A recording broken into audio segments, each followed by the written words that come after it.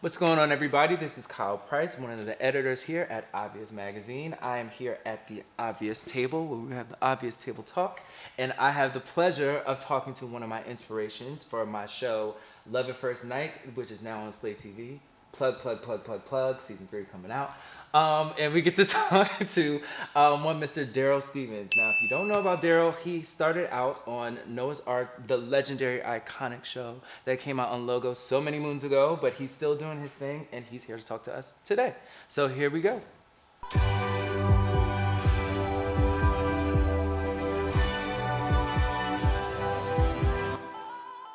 So thank you again for sitting with us. And I just want to know, because you are like legendary, iconic, all these descriptors going on, and I do not see that at all, but thank you. I do. Like I so see it because I know when I was watching your shows and everything, I was like a teenager confused about like sexuality, how I want to go about it, and all that. And it's just like looking at you and your portrayals in Noah's Ark and DTLA and shows like that. It's helped me develop into the man that I am today. Wow. And I know that has helped just talking to fans of our show, Love at First Night, like how they cite your shows and things that you've done to our shows and see the comparison and how much it impacts their life. So do you feel that any, like when you speak to people coming up to you? You know, I certainly feel the show's impact on the community. I definitely feel like queer folks of color have definitely responded, particularly in the last maybe 5-6 years, have responded in a very vocal ways with the way social media is sort of really taking control of our lives in a lot of ways. I'm hearing a lot more. Back when the show first started, we didn't have that reception. We got a lot of flack for being sort of sissified on that show, right? So it wasn't all roses at the time. But I would say what's been very rewarding is to see shows like yours and other queer folks just come up and tell their stories in ways that don't necessarily feel like they have to introduce the world to these people anymore. Like what I loved about your show is that where Noah's Ark sort of set the stage for the world to see, this is what queer black people look like in their little bubble. Your show is like, and this is what queer black people look like out in the world. We are out walking the streets of New York. We have our girlfriends, our sisters, our homegirls, our straight friends on the toilet. Have y'all seen the scenes on his show when they're sitting on the toilet? Yeah, those are the legendary scenes. It's me. So what's inspiring about that is that it does feel like y'all are taking the baton and moving forward. You know what I mean? And that's exciting to me. I love that. Because like you said, like there wasn't necessarily we couldn't see ourselves in shows whenever, like around your airing of Noah's Ark and stuff like that. But like now it's like we're like normalizing the conversations and interactions that we have, and it just to show that we're actually human beings. Because I feel like we get archetype of what a black gay male is supposed to be, and it's just like there's on our show we're trying to show like more of a spectrum of, and it's nuanced. Like, it's super nuanced. I feel like what Noah's Ark was doing. Caught that. I'm so what happy. Noah's Ark was doing was very, and this is no shade to the show. Obviously, I'm all love for that show. Yeah. But there were archetypes where one was femme, one was masculine, one was academic, one was slutty, and I feel like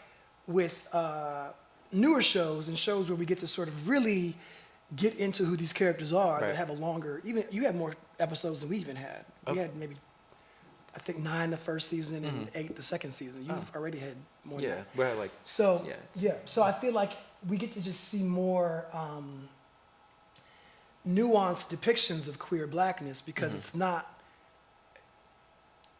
we're not introducing the world to it anymore. I feel like it's just we got that part, it. We understand this is what they look like. Now we can get into the depths of how messy they can be. Because this show is messy, y'all. It's First Night. It's a messy love story, season 1, and it's. I mean, it starts off messy. It's very messy from the gate, just to set the tone. In the best way. Yes. In an honest, entertaining, black queer way. But you know what I love about our show is that all of these situations that happen or that we displayed, we've had these conversations every in my single group one. chat, like Yes. in real life, and Every like single I'm one. hearing stories from everybody. Like it feels so like shit. I can relate to that situation, or I felt this way before. We're watching or, our crew Right. on screen. And, It's that vibe with your show. Very much so, and I think that's what's resonated with our audience a lot. Like they feel like they can relate to us on a personal level because it's like, oh shoot, were you like reading my timeline and making up this script, or I've just had this conversation in my group chat and everything. And like you said, with the nuance, it makes everybody see like what we go through in our day-to-day interactions. Like we actually live, we love, we have work shit that we got to deal with. We have complicated situations that go on, mental health issues, like all these things, and everybody feels represented. So like I think that's something that started off with what you guys were doing. We just took it to the next level. And I would say also, Noah's Ark set out to be larger than life, right? Like the costumes were sort of ridiculous at times. Very big. It was very big, and we were sort of showing the most fabulous version of what Black and queer look like in that context. And I would say your show and other shows like it feel a lot more grounded in reality, and I think that that's something that audiences can appreciate in a different way now. I think that we are, because reality television really hit around the time Noah's Ark was probably even drawing to a close. Reality TV has been really big for the last 10, 15 years, right? So I feel like audiences are more attuned to nuanced characters. It's not, characters aren't as big anymore because now we're seeing people sort of in their day-to-day lives and what that looks like, and we can watch people walking down the street having a conversation. It doesn't have to be this elaborate set with the throw pillows that match the outfit, and, the stuff we were doing on Noah's Ark, which was fabulous. It was just larger than life. Yeah. Okay, so this is a very important question for me as well as I'm sure everybody looking. Your relationship, but your relationship on Noah's Ark with Jensen Atwood, who played Wade on the show, they become like this iconic couple in the Black gay community. Like those are goals. I need my relationship to be like that. And based off our fan interaction of A Love at First Night, my character Spencer and his boyfriend on the show, Jaden, hey Vermont, but we've kind of become like goals for for our audience. And the next generation, of kids. It's like how did you guys navigate through that? Like, did people think you were like dating in real life? Were you dating in real life, or? Oh God, Jensen Atwood, I don't think would be too upset for me to disclose is actually heterosexual. Okay. So there was never any weirdness that way. What I think was people found sort of intoxicating about that show, and this is probably going to be a little controversial. I think one of the things that people were really drawn to on that show was the fact that the character Wade, identified as straight when we met him. Yeah. And Noah, in his softness and his sweetness, brought him around. Right. Brought him to what I believe was what he always was, but just he wasn't comfortable being that or being open about that. And you see sort of the progression of their relationship.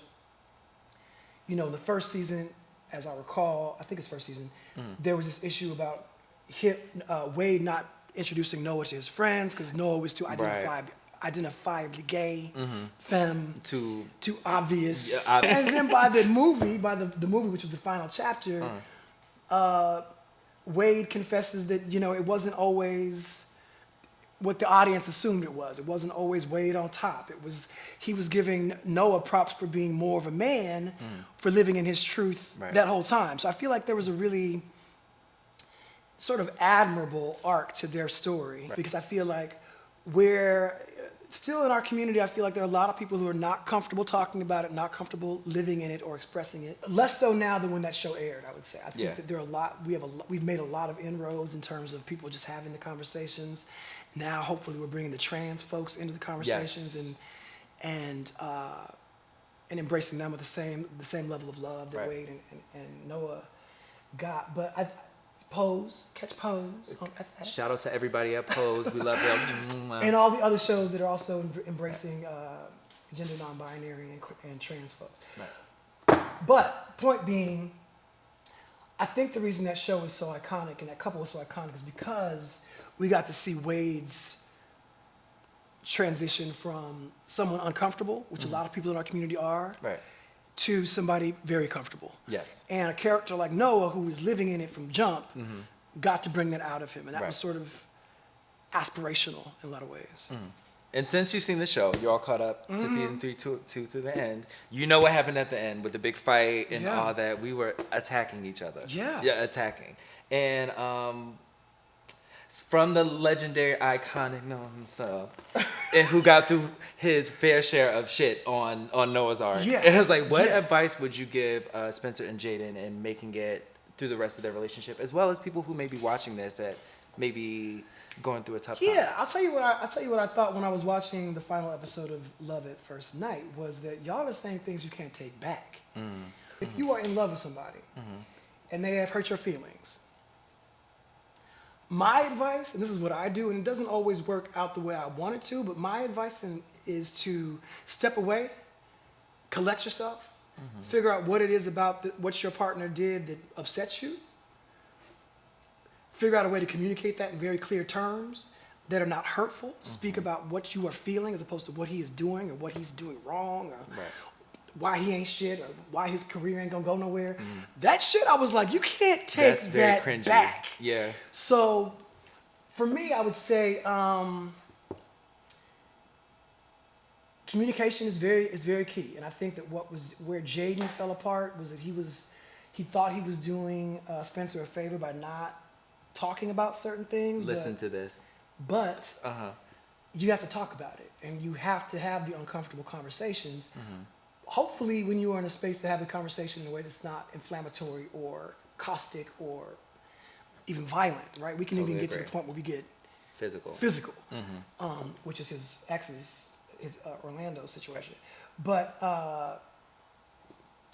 yeah, I would say you have to communicate, but you have to do it in ways that are loving. If this is somebody you want to keep in your life, don't come for their neck. You gotta say it with love. Come at people with love. And I'd say that in a very general sort of like how you live your life.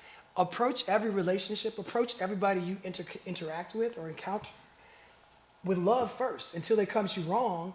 And then you can either evaluate whether they need to be in your life at all or, at a different, put them in tiers, right? Like now I know what to expect from you. I know to keep you at that distance, right? That works too. But don't ever attack somebody who you love with that level of vitriol and that level of It was a lot. Oof. To answer your question, collect yourself, find the love again, and then address whatever the question or the issue is from a position of love as opposed to a position of insecurity, anger, or just reacting, just to react. Yeah. I mean, we're older than your characters are, so I feel like something I've learned in my middle age is that we're not attacking each other in the ways that I used to when I was in relationships as a younger person. And I think that there's something, hopefully most young people can look forward to, is that you stop attracting people who you're going to fight with, and you start attracting people who you actually want to love. Right. And I think that when I was younger, I was very much about, there's some passion here, and sometimes that passion is sexy, sometimes that passion is angry, sometimes that passion is jealous. Screw the majority of that. Is there comfort? Is there trust? Is there an ability to have a conversation where it doesn't escalate? Is there an ability to sit in silence? Can we sit in silence and just be happy together? That's so big. That's huge for me. Big. Yeah. Like just sitting in silence where nobody's feeling uncomfortable. That's big. Sitting on the couch, cuddling, huge. With all that stuff that we think that we need when we're younger, as we get older and sort of hopefully work out the kinks, we realize that there's so much more to be gained in being with somebody who doesn't necessarily, we're drawn to flashy stuff when we're younger. Yeah.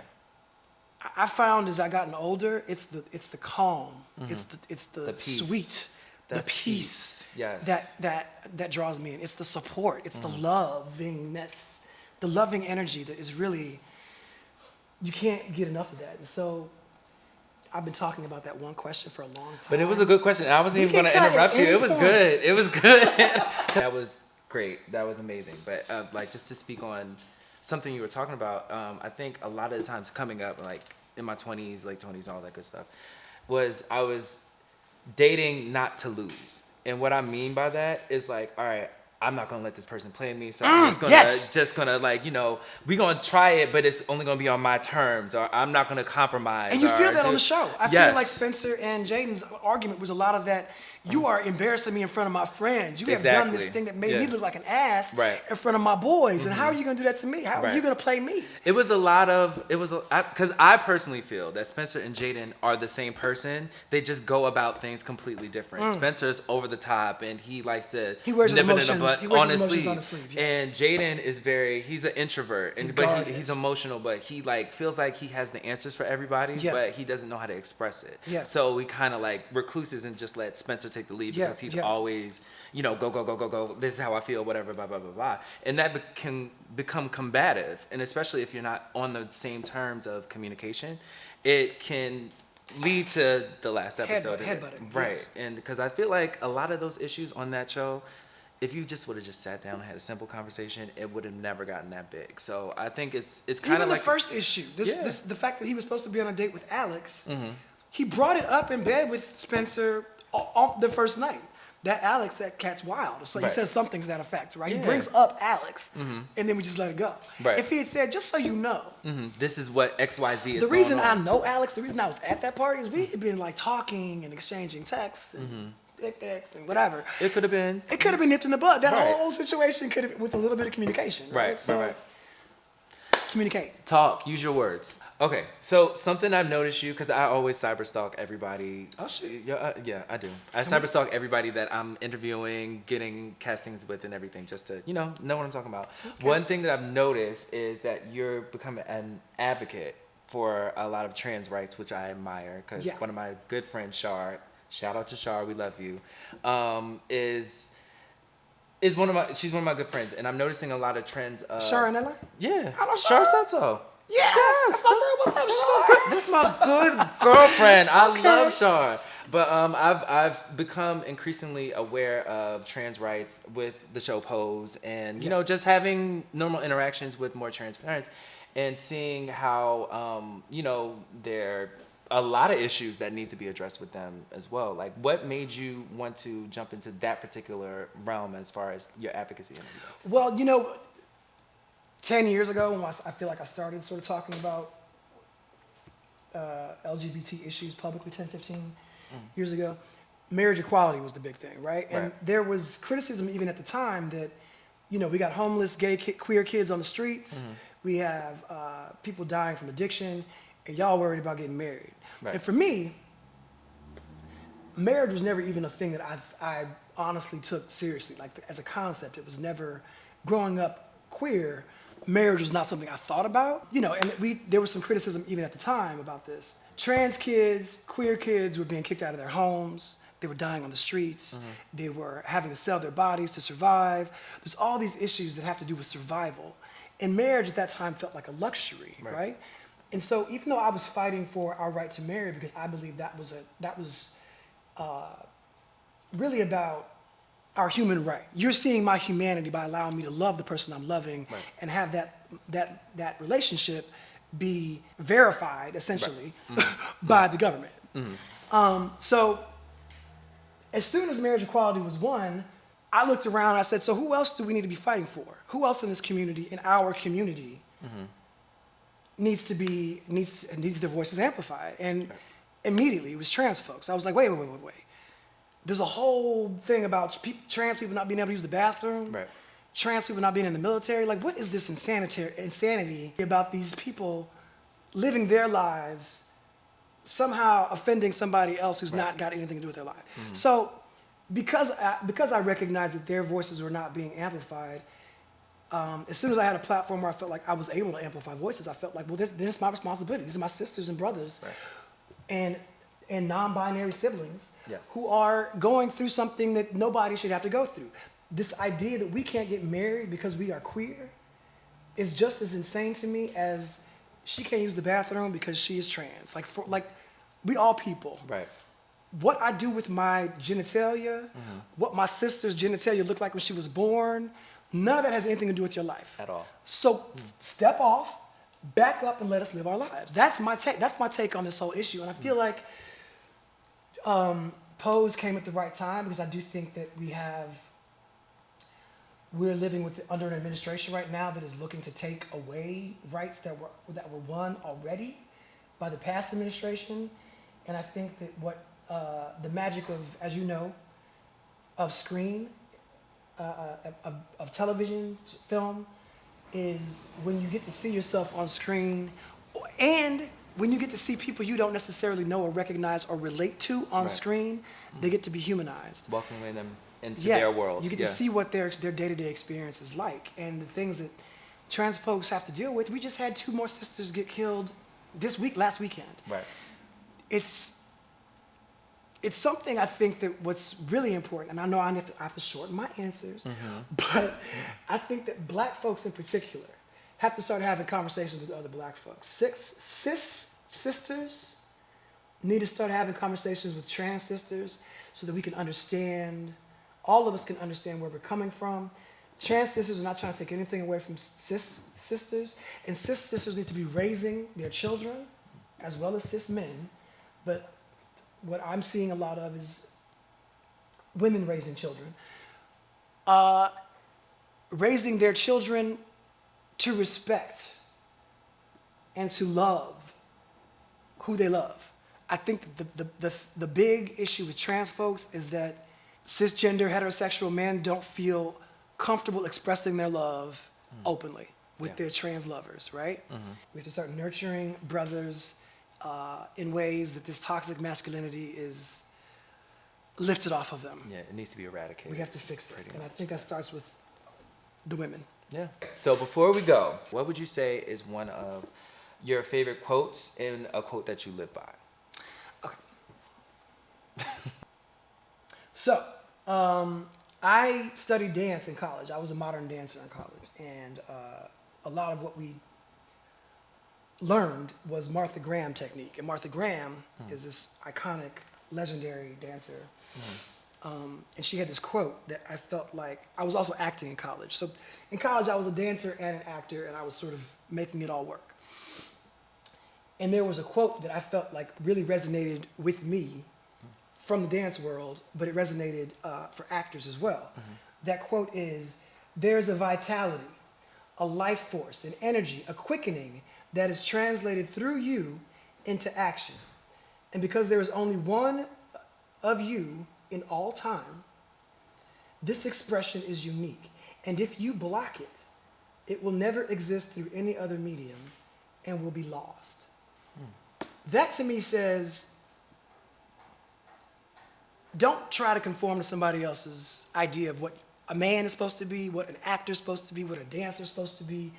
Be exactly who you are. Show up, show all the way up, exactly as who you are. And as I was looking up that quote, I just saw another one from Martha Graham.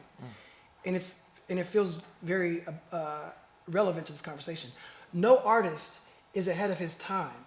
He is his time. It is just that others are behind the times. And I've heard people say that Noah's Ark was ahead of its time. No, Noah's Ark was right on time. It happened exactly when it was supposed to happen, just like your show happened exactly when it was supposed to happen. We just have to, the artist has to lead. And the only way that we can lead is by being honest and by being truthful about our experience. So something that occurred to me when I was watching Love at First Night is that Noah's Ark had a very unique opportunity. We were the first scripted show on the first gay network. And so people were looking for us. Right. And what's happened since then is the number of platforms and the number of artists with the tools to share a story has increased exponentially, right? So there are so many more stories, which is amazing. We get to see so many more perspectives, so many more experiences come to life on screen. How do you get seen?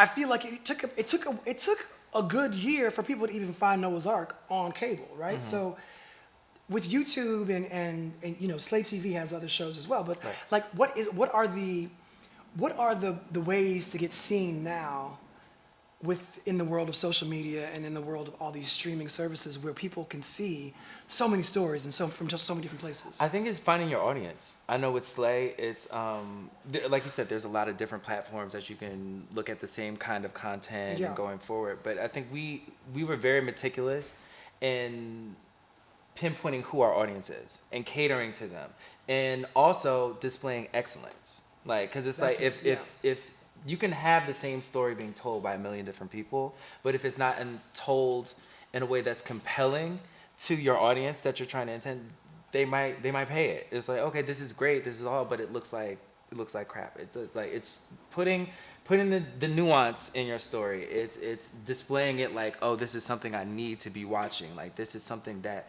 would draw my attention. Like, because you're a consumer, I'm a consumer. I know what I want to see, and I want to see something of excellence, great story writing, and something that I would want to be a part of, or something I can see myself in. So I think that's a great way to navigate how you can find your space within all these different platforms of trying to get your product out there. So, and how do you, as an artist,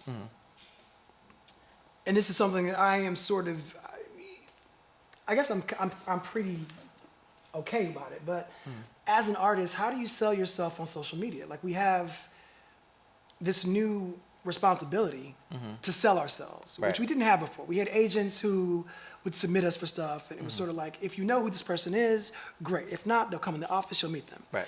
Now we have this situation where before you even get in the room, if your name is submitted, they'll go to your social media.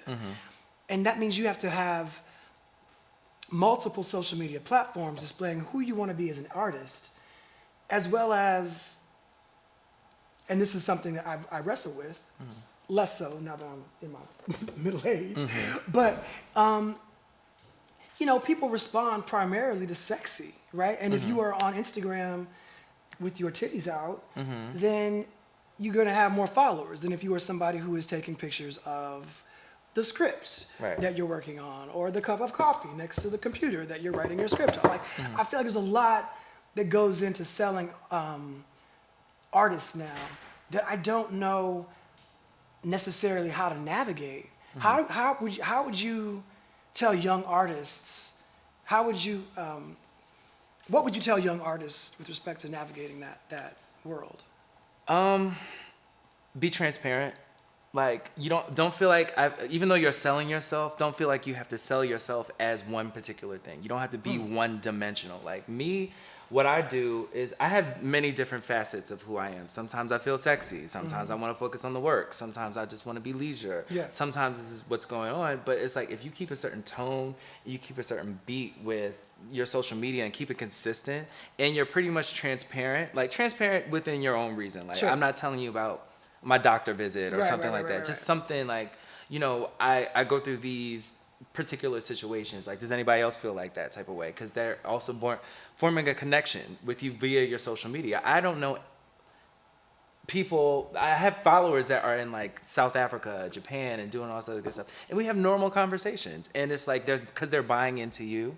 That's a good way to sell yourself. It's like, okay, I can relate to you on this type of thing because I am transparent with this. But then also there's this other facet of me of doing the work, or I'm sitting here doing an interview with Darryl Stevens, and the lovely Darryl Stevens, and it's just being transparent. Like, for a case study, I always take Cardi B. Cardi B feels like that's your homegirl from up the block. Yes. I know what she gives. Yes. This is my lane. This is who I am. And she's turned that into a lifestyle. Like, the same way a Kim Kardashian does, the same way Will Smith does. Like, you know who Will Smith is. Will Smith is that all-American guy that you want to relate to. So he does things that relate to it. Or he displays these things that relate to his particular brand. So it doesn't always have to be about sex. Like, because people can follow you based off your sex appeal or something like that. But if that's it, then that's all they're going to, look at you at. I feel like if you don't have more going on than that to share, it becomes, you sort of box yourself in as an artist. Like, there's not really anywhere you can go past here goes past my the body. sex appeal. Yeah. It's like, because and if you're going to sell sex, sell it smart, and don't sell yourself short. Like, there's a way. I try to be more sensual than sexy, because I feel like it's an essence. Sex is an essence. You can feel it through the camera. You can feel it through like, you know, your interaction, your body language, you know, however you're doing that. Like being overt, being crass and all this other good stuff. It gets you likes, it gets you attention. But if that's not what you want to be about, like if you selling sex, but that's not what you want to be about, then you shouldn't lead with that. Right. And if you're gonna sell sex, sell a fantasy. Sell it beautifully. Yes. Okay, so this is the fun part. I'm gonna ask you some rapid fire questions. Keep it as brief as possible. So these 5 questions, I ask pretty much everybody to get a good feel of who they are because it tells me everything I need to know. Okay. So first question: Brandy or Monica? it's the hard-hitting questions. Let's get it. Monica on a bad day, Brandy on a good day. Monica on a bad day. Brandy. Monica like will lift me up if I'm feeling like my man's in prison and I gotta. You should have known better. Glockica. Right. And Brandy when I feel like I'm gonna rap. Okay. So gun to your head. Final question. Final answer. Brandy or Monica?